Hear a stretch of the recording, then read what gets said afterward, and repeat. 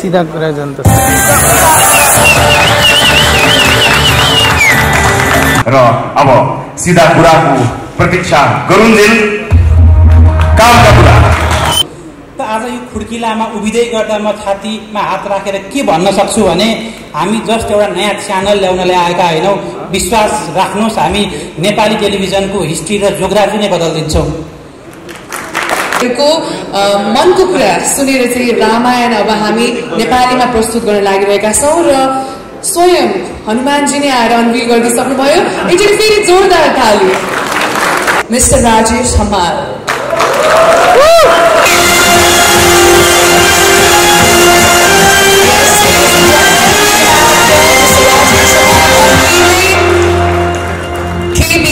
The very popular reality show KBC अब Galaxy 4K मा तपाईले हेर्न सक्नुहुन्छ। 4K, the only 4K channel in Nepal. Rajesh sir, I request you to kindly speak some few words, please. यहाँ उपस्थित सबैलाई नमस्कार छ। खुसी लागेको छ किनकि हामीले जब यो पहिलो सिजनको भन्छ करोडपति गर्यौं, त्यो विभिन्न चुनौतीका बावजुद पनि हाम्रो टिमले चाहिँ नि यो कार्यक्रम गर्ने जमर्को गर्यो। त्यो बेलामा धेरै कठिनाइहरू पनि थिए, धेरै चुनौतीहरू पनि थिए। यो इन्टरनेसनल फ्रेन्चाइज भएको कारणले गर्दाखेरि यसका धेरै मापदण्डहरू थिए जो चाहिँ नि खरो उत्रिन अत्यन्तै नै जरुरी थियो। र पहिलो सिजन गरे पश्चात दोस्रो सिजन गर्न हामी सम्भव हुन्छौँ या हुँदैनौँ, फिजिबल हुन्छ हुँदैन, नेपाली वातावरणमा नेपाली जनसमुदायमा भन्नेमा पनि हामीमा कौतुकता थियो। त्यस कारणले पनि गर्दाखेरि केही समय लाग्यो सिजन 2 गर्दाखेरि। तर भनिन्छ नि देर आयो दुरुस्त आयो भने जस्तो अब सिजन 2 आउँदैछ, त्यो पनि नयाँ टेलिभिजन मार्फत आउँदैछ ग्यालेक्सी 4K। त्यसैले हामी असाध्यै उत्साहित छौँ, एक्साइटेड छौँ। मलाई पूर्ण विश्वास छ यो सिजन 2 सिजन 1 भन्दा अत्यन्त नै भव्य, सभ्य र राम्रो हुनेछ, उत्कृष्ट हुनेछ। किनकि यसमा जो टिम लागि पर्नु भएको छ उहाँहरूमा पहिलो सिजनको अनुभव पनि छ। त्यो अनुभवले गर्दाखेरि अवश्य पनि सिजन 2 मा निखार आउनेछ। त्यसकारण म असाध्यै नै एक्साइटेड छु। को बन्छ करोडपति सिजन 2 को प्रतीक्षा गर्नुहोला।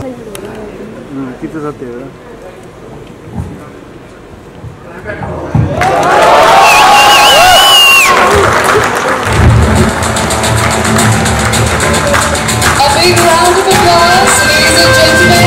Unveiling Crime Patrol.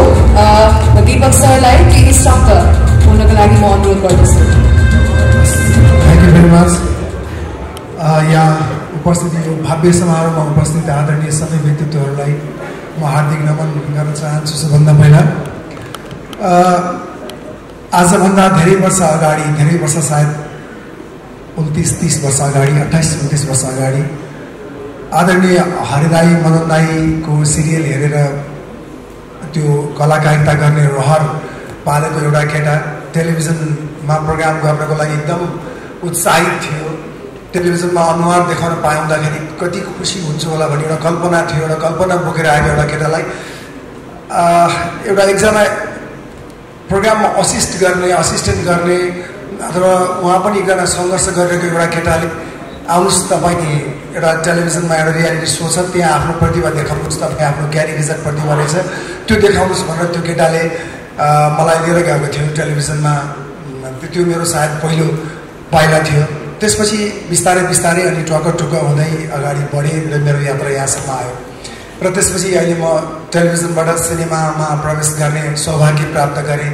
नेपाली चलचित्र क्षेत्रमा जोडिने मौका पाएँ र त्यसपछि अब फेरि टेलिभिजनमा फर्कने कि नफर्कने दुविधा थियो, अवस्था पनि प्रतिकूल थियो।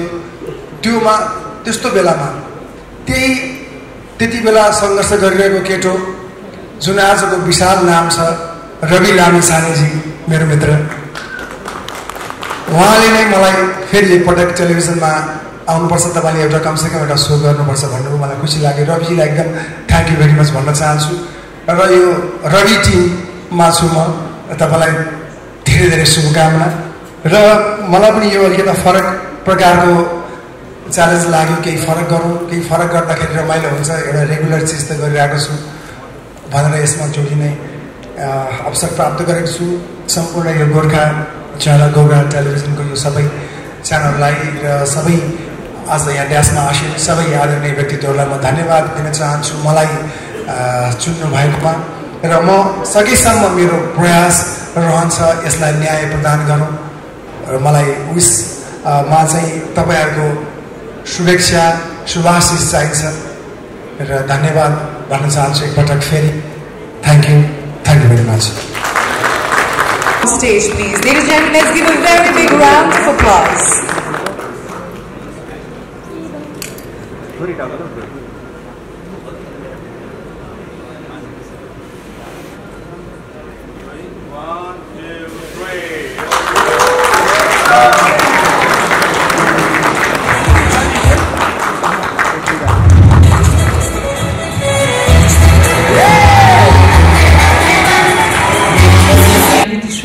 आफै एउटा पार्टिसिपेन्टबाट स्टार्ट गरेर अनि एज अ जज पनि केही अनुभव बटिसके पछाडि सारेगामापा लिएर आउँदैछौँ हामी। मलाई लाग्छ संसारमा तीनटा चिज नमन पराउने कोही पनि छैन, एउटा फुल, अर्को बालबालिका र अर्को गीत सङ्गीत। सो फुल जस्तो बच्चाहरूले गाएको गीतहरू सायद सबैले मन पराउनुहुन्छ होला, मैले आश गरेको छु। Thank you.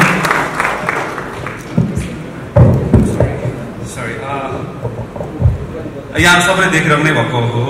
हामीले first time singing reality show Nepal Idol सुरु गरेपछि त्यसका पनि थुप्रै चुनौतीहरू थिए, थुप्रै च्यालेन्जेसहरू थिए। तर यो 3 सिजन सक्दाखेरिको एउटा पाटो के भयो भने जसलाई हामीले जो त्यहाँ पार्टिसिपेन्ट हुन आउनुभयो, जो त्यहाँ गाउनु भयो, उहाँहरू सबैजना हाम्रो साथी हुनुभयो। साथी हुनुभएको मतलब हामीसँगै टुर गर्नुहुन्छ, हामीसँगै गाउनुहुन्छ, हाम्रो गीतहरू गाउनुहुन्छ, अथवा कतिजनाहरू त हामीभन्दा निकै धेरै पपुलर हुनुहुन्छ, निकै धेरै व्यस्त हुनुहुन्छ। र अब हाम्रो साथी हुने पालो भएको छ यो जेनेरेसनसँग, त्यसको लागि हामी एक्साइटेड छौँ।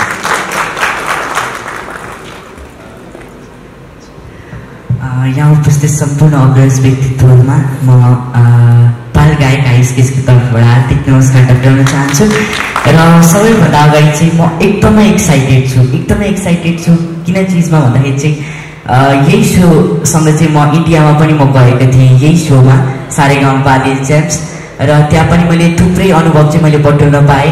र साथै साथ अहिले यही सोमा चाहिँ म एज अ परिवारको रूपमा चाहिँ म जोड्न सफल भएको छु, त्यसमा म एकदमै खुसी छु। र यो इन्टायर टिमलाई म धेरै धेरै धन्यवाद टक्राउन चाहन्छु, सम्पूर्णलाई एकदमै धन्यवाद दिन चाहन्छु। र आगामी दिनमा पनि मलाई यसै गरी नै मलाई प्लेटफर्म दिनुहुन्छ भने म आशा गर्दै थ्याङ्क यू सो मच भन्न चाहन्छु। Thank you so much. Inspiring personality, Ramesh Prasaijiलाई उहाँलाई जोरदार तालीका साथ निम्त्याउँ।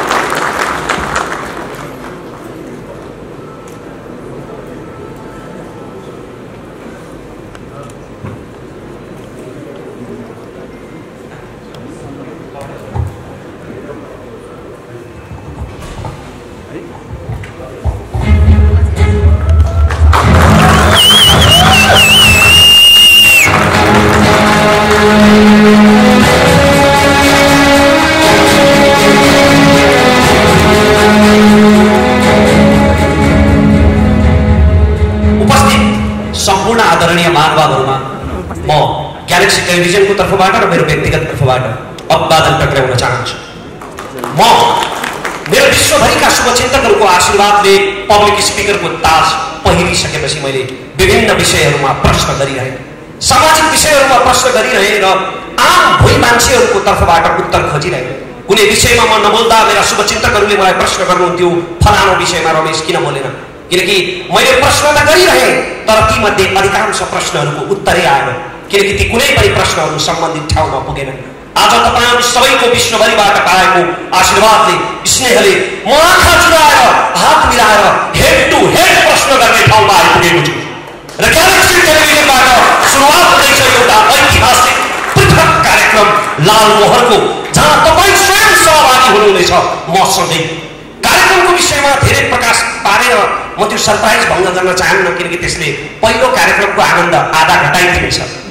तर म एउटा सर्वेको नतिजा मात्र तपाईसँग बाँड्न चाहन्छु। हाम्रो छिमेकी राष्ट्रमा भएको एउटा मिडिया सर्वेमा यस्तो नतिजा देखियो। उनीहरू नेपालको बारेमा कति पक्षपाती छन् म त्यता जान चाहन्न, त्यसमा त एउटा महाकाव्य नै बन्छ। तर त्यो उतैकाले गरेको मिडिया सर्वे हो। छिमेकी राष्ट्रका मिडियाहरूमा गरिएको त्यो सर्वेमा देखियो कि त्यहाँका ठुला ठुला मिडियाहरू 95% राजनीतिको किचोलो र धर्म सम्प्रदायको विवादमा केन्द्रित हुन्छन् र जम्मा 5% मात्रै जनजीविकाका सवालमा अन्तर्वार्ता चढाउँछन्। यो तितो सत्य हो, तर सस्तो र सजिलो अन्तर्वार्ता चलाउने मेहनतै नगर्नुपर्ने त्यो तीव्र हावाले हाम्रा सञ्चार माध्यमहरूलाई पनि छुँदैछ। आज नीतिको बहस हुनुपर्ने नेताका अन्तर्वार्ताहरू केवल राजनैतिक किचोलो र आपसी विवादहरूमा केन्द्रित हुन थालेका छन्। के राजनीतिक नेताहरूको अन्तर्वार्ता नै गरिने, लिने, अवश्य लिने, निसन्देह लिने, तर बारम्बार सुनेर कण्ठै भइसकेका चुनावी मन्तव्यहरू दोहोर्याएर तपाईँको समय बर्बाद गर्नका लागि होइन, तथ्याङ्क र प्रमाणको आधारमा तपाईँसँग गरेका वाचाको हिसाब किताब गर्नका लागि लिने नेताहरूको अन्तर्वार्ता र त्यस्तो कार्यक्रमको हामी सुरुवात गर्दैछौँ। निष्पक्ष भएर, इमान्दार भएर, चर्चाको शौकीन भएर होइन, सस्तो टिआरपी खोजेर होइन, समाजप्रति साँच्चीकै जिम्मेवार भएर, कसैलाई पूर्वाग्रहले खुइल्याउनका निम्ति होइन, समस्याका समाधानहरू पहिल्याउनका निम्ति। नेपाली राजनीतिमा अहिले मिडियामा समेत किता काट गर्न थालिसके कतिपयले, फलानु मिडिया राजनीतिमा फलानु लाइनको, फलानु मिडिया फलानु लाइनको। But I would like to say यो फलानु line, but in Galaxy television there is no line. त्यसकारण हामी पूर्वाग्रहरहित र निष्पक्ष भएर कार्यक्रम सञ्चालन गर्नेछौँ। अनि अर्को मात्र एउटा कुरा मलाई यहाँनिर भन्न मन छ कि आज नेपाली टेलिभिजन टक सोहरू, अन्तर्वार्ताहरू मुख्यतया दुई प्रकारका छन्। एक प्रकारका अन्तर्वार्ताहरू केवल सामाजिक सञ्जालका मसाला बनिरहेका छन्। यी मान्छेहरूको आकर्षण हुन्छ तर त्यसले केही पनि खुराकै दिँदैन। ती अन्तर्वार्ता जहाँमा सुरु भए त्यही सकिन्छ बिना निष्कर्ष। र अर्का खाले अन्तर्वार्ताहरू अत्यन्तै उत्कृष्ट हुन्छन्, तर तिनको प्रस्तुति र भाषा शैलीले गर्दा त्यो विद्वान वर्गलाई त ग्राह्य हुन्छ, तर म जस्ता भुइँ मान्छेहरूले धेरै बुझ्नुहुन्न। त्यसकारण अब हामी एउटा यस्तो टक सो, यस्तो अन्तर्वार्ता उत्पादन गर्ने तयारी गरिरहेका छौँ, एउटा यस्तो अन्तर्वार्ताको कल्पना गरिरहेका छौँ जुन विद्वान वर्गदेखि तपाईँ र म जस्ता भुइँ मान्छेहरूलाई पनि ग्राह्य हुनेछ। त्यसकारण हाम्रो कार्यक्रममा सँगसँगै सहभागिता जनाएर यहाँहरूले आफ्ना सुझावहरू, उत्प्रेरणाहरू दिनु नै हुनेछ। तपाईँका सुझाव, उत्प्रेरणा र स्वस्थ आलोचनाहरू हाम्रा लागि अमूल्य आशीर्वाद हुनेछन्। जय देश, धन्यवाद। सँगसँगै मिलेर उठाउनेछौँ हामी लालमहल।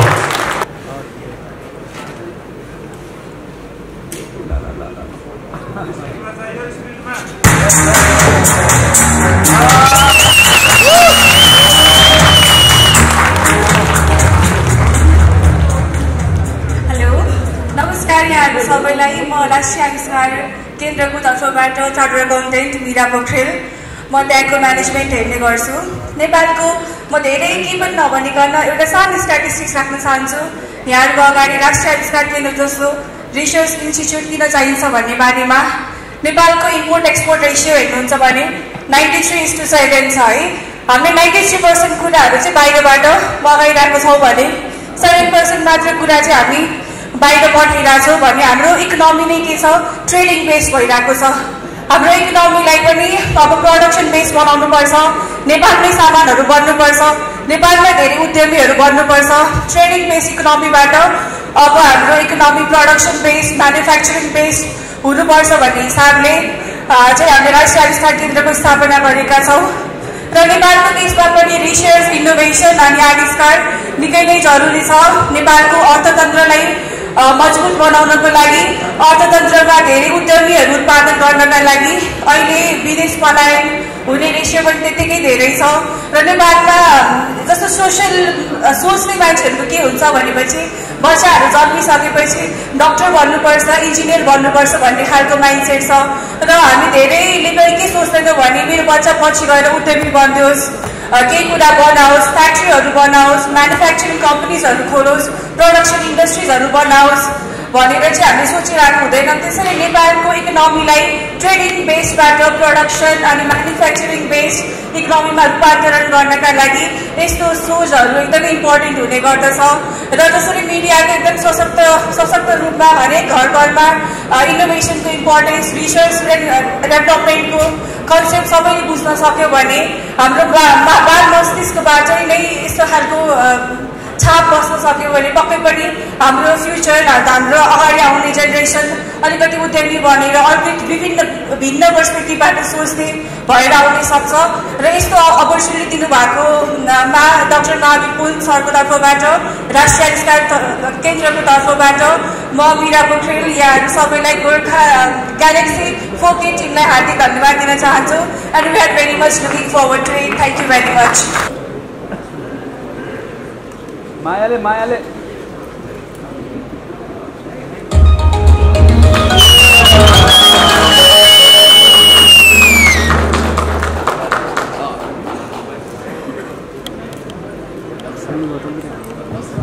सबैजनालाई नमस्कार। तपाईँले यदि राम्ररी हेरिरहनु भएको छ त्यहाँबाट, त्यसैले 2 लाइन उहाँहरूलाई डेडिकेट गरेर सुरु गर्न मन लाग्यो यसको बारेमा के भन्नलाई। म एक्लो छैन, म जस्तै अर्को एक्लै छ। म एक्लो छैन, म जस्तै अर्को एक्लै छ। दुईटा एक्लो सँगै हुनुको मजा पनि त बेग्लै छ। मेरो कहानी लेख्ने पनि एक्लै बसेर लेख्दैछ। मेरो कहानी लेख्ने पनि एक्लै बसेर लेख्दैछ। मलाई कसैले देखोस् नदेखोस्, देख्नुपर्नेले देख्दैछ। यो कार्यक्रम चाहिँ यस कार्यक्रमको बारेमा धेरै चाहिँ भन्दिनँ मैले, अघि रमेशजीले भने जस्तै धेरै कुरा रिभिल नगरौँ भनेर। तर यो कार्यक्रम चाहिँ कोमल कार्यक्रम हो, नरम कार्यक्रम, एकदमै बुलन्द शक्तिशाली कार्यक्रमहरू हामीसँग अलरेडी छन्।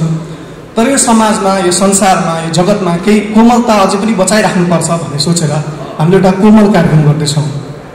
मैले भन्न खोजेको कुरा तपाईँलाई एउटा उदाहरणबाट दिन्छु म। घाम चाहिँ बिहान उदाइहाल्दो रहेछ, उदाउँदा एकछिन चाहिँ हेर्न सकिने हुन्छ, तर एकछिनपछि घाम यति चर्किन्छ कि मान्छेहरू घामतिर हेर्नै छोडिदिँदो रहेछन्।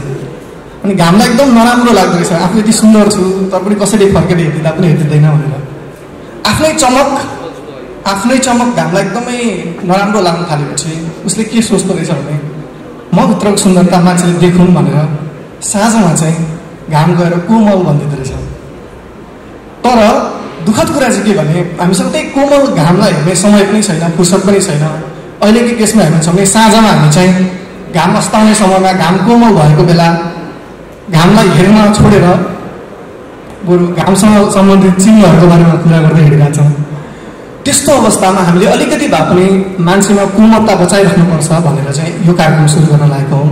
यो कार्यक्रम र ग्यालेक्सी टेलिभिजनको दुईटैको एउटा मोटो चाहिँ सिमिलर छ, त्यो भनेको एउटै शब्दमा भन्यो भने रूपान्तरण। अघि पनि साथीले भन्दै हुन्थ्यो, त्यसको एउटा इक्जाम्पल दिन्छु म। यसको लागि चाहिँ मैले किनभने यो चाहिँ आर्टसँग कलासँग सम्बन्धित भएको भएर मैले यसको उदाहरण पनि काव्यबाट लिनुपर्ने हुन्छ। हिन्दीमा एउटा कमिक फिल्म बनेको थियो, तपाईँले हेर्नु भएको छ होला।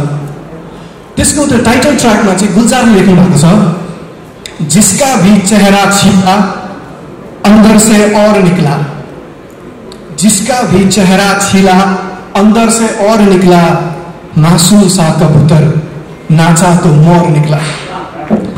हामीले चाहेको पनि न्युजमा होस्, एन्टरटेनमेन्टमा होस्, आर्टमा होस्, त्यो आर्टको, न्युजको, एन्टरटेनमेन्टको जुन कबुतर छ यसलाई हामी ग्यालेक्सी टेलिभिजनको मार्फतबाट यसरी नचाहौँ कि यो मोरमा परिणत होस्, मयुरमा परिणत होस्। हामीले यसमा त्यही नै गर्न लागेका छौँ र अरू धेरै भन्दिनँ। फाइनल्ली जानुभन्दा अगाडि यो कार्यक्रम कलासँग र विशेष गरी काव्यसँग सम्बन्धित छ र कस्तो कस्तो चिजहरू सुन्न पाउनुहुन्छ भन्ने कुराको एउटा सानो उदाहरण चाहिँ मेरो भर्खरै युट्युबमा रिलिज भएको एउटा कविता छ एक्लै भन्ने, त्यसबाट तपाईँहरूलाई केही लाइन सुनाएर म यो कार्यक्रमको केही झलक दिन चाहन्छु। म पुग्ने टुप्पो मै हुँ, गाडिने झन्डा मै हुँ। विजय सर। म पुग्ने टुप्पो मै हुँ, गाडिने झन्डा मै हुँ, आफूलाई छोप्ने पोथी पनि हुँ, छोपिने अन्डा मै हुँ। एकैछिन आउनेलाई किन दिनु मैले मेरो सुख दुःखको चाबी, एकैछिन आउनेलाई किन दिनु मैले मेरो सुख दुःखको चाबी, मेरो 24 घण्टाको साथी भनेको 24 घण्टा मै हुँ। मलाई मै जागिर दिन्छु, मलाई मै जागिर दिन्छु, मलाई मै तलब दिन्छु, मलाई मै जागिर दिन्छु, मलाई मै तलब दिन्छु, मलाई म हुनलाई चाहिने जति सब दिन्छु, हरेक दिन अलग दिन्छु, नपुगे ठाउँमा लग दिन्छु, आफैलाई खर्चेर कमाएको हुँ, म आफैमा खर्चेर सब दिन्छु। धन्यवाद। Lamichanejiyulai. Let's give a big round of applause, ladies and gentlemen, and have him on stage.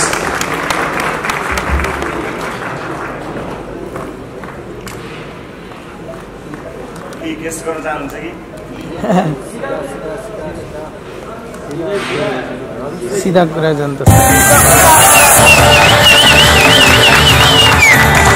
उपस्थित गराएर जनताको जनजीविकासँग सम्बन्धित प्रश्नहरू र त्यसको प्रत्यक्ष जवाब दिने उद्देश्यले सीधा कुरा प्रधानमन्त्रीसँग भन्ने कार्यक्रमको अवधारणा निर्माण गर्यौं, जसलाई स्वीकार गरेर सम्माननीय प्रधानमन्त्री केपी शर्मा ओली हरेक हप्ता त्यो कार्यक्रममा जनताको मुद्दामा जवाब दिन उपस्थित भइदिनु भयो। त्यसरी शुभारम्भ भएको कार्यक्रम प्रधानमन्त्रीका लागि बनेको कार्यक्रम कुनै व्यक्तिका लागि बनेको थिएन। प्रधानमन्त्री परिवर्तन हुँदा पनि प्रधानमन्त्री जो आएका पनि जनताको मुद्दा समावेश होस् भनेर सुरु गरिएको कार्यक्रममा सरकार फेरिँदै गर्दा, प्रधानमन्त्री फेरिँदै गर्दा त्यो कार्यक्रम बन्द त भएन। कार्यक्रमका सबै चिज आए, म मात्र हटाइए। म त्यो चोटमा थिएँ, त्यो पीडामा थिएँ, तर जनताको त्यो मुद्दालाई भने निरन्तरता प्रदान गर्न सीधा कुरा प्रधानमन्त्री कार्यक्रम अरू कसैले चलाइदिए पनि सीधा कुरा जनतासँग भनेर त्यो सीधा प्रश्न सोध्ने, सीधा कुराकानी गर्ने सिलसिला होला। म प्रतीक्षामा छु, तपाईहरुलाई पनि प्रतीक्षा गर्नको लागि अनुरोध गर्न चाहन्छु। तर भनिन्छ नि, ओरिजिनल कार्यक्रम नै नरहने हो भने अन्य डुप्लिकेट कार्यक्रमहरूको मात्र बिक्री भइरह्यो र ती डुप्लिकेट कार्यक्रमहरूले पनि आम सर्वसाधारण जुन उद्देश्यका लागि सुरु भएको थियो त्यो परिपूर्ति हुन सकेन भने यसको सुरुवातकर्ता र यसको क्रिएटर कहाँ चुप लागेर बस्छ र? म प्रतीक्षारत छु। सीधा कुरा प्रतीक्षा गर्नु होला। दर्शकहरू, त्यो सँगसँगै हाम्रा धेरै प्रतिबद्धता थिए। म धेरै प्रतिबद्धता व्यक्त गरिरहेको छु टेलिभिजनबाट, तर विभिन्न परिस्थितिले ती प्रतिबद्धताहरू पर सरेका छन्, त्यसबाट विमुख भएको छैन। जति सक्ने त्यति बोल्ने, जति बोल्ने त्यति गर्ने आफ्नो मूल मन्त्रलाई कायम राख्दै हामीले सुरुवात गरेको अर्को कार्यक्रमबारे म यहाँलाई जानकारी गराउँछु।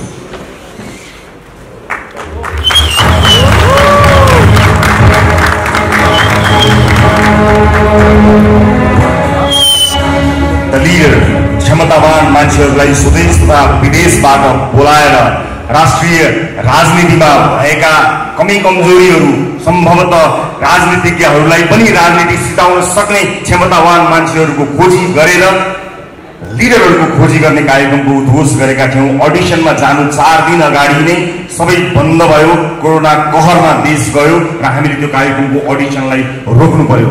देश तथा विदेशमा रहेका समेतलाई अडिसनमा सहभागी गराएर कार्यक्रममा ल्याउने उद्देश्य भएको हुनाले यात्रा प्रतिबन्ध लगायतका कामहरूले यो कार्यक्रम अगाडि बढ्न सकेन। तर यसलाई हामीले थाती राखेका छौं र हामीले बारम्बार सूचना पनि दिएका छौं। बीचमा पनि हामीले सूचना गरेका थियौं कि अब नयाँ वर्षसँगै यदि परिस्थिति सहज भएछ भने हामी अडिसनमा आउनेछौं। त्यसका लागि स्वदेश तथा विदेशमा रहेका नेपालीहरूको सहभागिता अत्यन्त खाँचो पर्दछ र आज यो पनि भन्न चाहन्छु, केही समयको प्रतीक्षा लिडरका लागि गर्नुपर्नेछ। यस बीचमा हामीलाई अनलाइन रजिस्ट्रेसन गरेर आफ्नो फी समेत बुझाउनु भएका जति पनि सहभागीहरू हुनुहुन्छ, यदि उहाँहरू धैर्य गर्न सक्नुहुन्न अथवा कुनै पनि कारणले अब कति समय लाग्ने हो त्यसलाई कुर्न सक्नुहुन्न यदि भने उहाँहरूले रजिस्ट्रेसन बाबत बुझाउनु भएको पैसालाई ब्याज समेत फिर्ता गर्न द लिडर प्रतिबद्ध छ। तर विश्वास गर्नुहोस्, परिस्थिति सहज हुने बित्तिकै यो अत्यन्त महत्वाकांक्षी यो कार्यक्रमलाई हामी प्रस्तुत गर्नेछौँ। यसको अरू जानकारी वैशाखपछि, आगामी वर्षको वैशाखपछि फेरि गराउनेछु। म यो जानकारी दर्शकहरूलाई गराउँछु।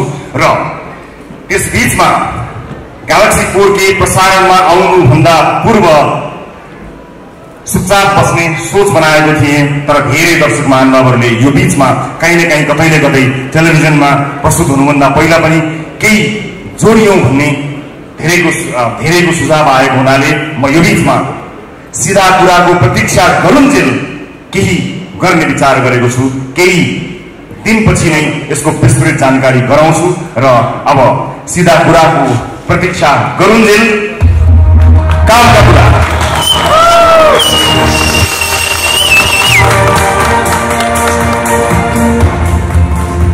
कामका कुराबारे एउटा अब सभ्य दृश्य सामग्री तयार पारेको छु। म त्यसतर्फ यहाँहरूको ध्यान आकर्षण। मलाई यो द विजय कुमार भनेको पनि मन पर्दैन। हामीहरू या त सबै द हौ या कोही पनि द होइन। हामीहरू सबै उत्तिकै विशिष्ट र उत्तिकै साधारण छौँ। यो मेरो निष्कर्ष हो। हुन त जीवनको एक कालखण्डमा मलाई दमा पत्यार पनि लाग्थ्यो। Now I check it. I think it's एउटा कुरा चाहिँ के हो भने कि समाजमा धेरै विषयहरू छन् त्यसलाई हामीले